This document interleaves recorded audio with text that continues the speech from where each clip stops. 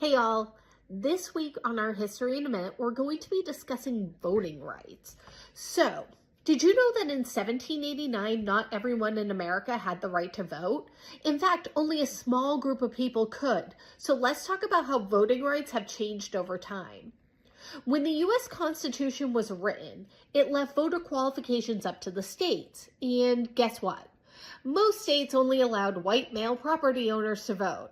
That meant a huge part of the population, yours included, was left out. Fast forward to 1810, and the first big restriction was lifted. Religious qualifications were eliminated. That meant that you no longer had to be a certain religion to vote, which feels a little bit like some progress, but we definitely were not done yet. Next up, it was property ownership and tax payment requirements.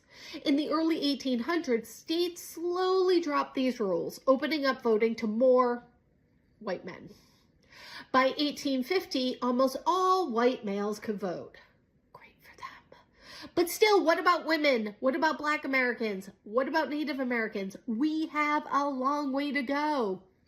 Over time, the power to decide who can vote has shifted from the states to the federal government. And this finally paved the way for major changes, like the 15th, 19th, and 26th Amendments, giving voting rights to Black men, women, and young people. And this was just the beginning. The fight for voting rights continues today. If you want to make a difference, make sure that you are registered to vote. Hit that heart if you believe everyone deserves a voice. And again, this has been your History in a Minute.